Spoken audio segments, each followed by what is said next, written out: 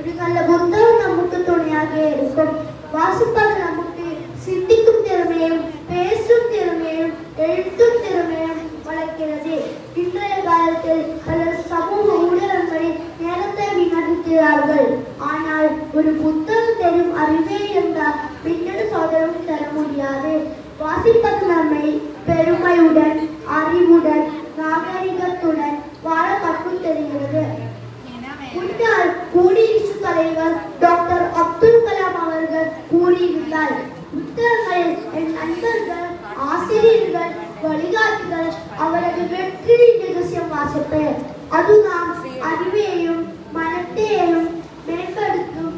இறுதியாக நான் சொல்ல விரும்புவது, வாசிப்பென்பது வெறும் பழக்கம் அல்ல, அது நாம் வாழ்வில் ஒளிவிளக்காகும். வாசிப்பை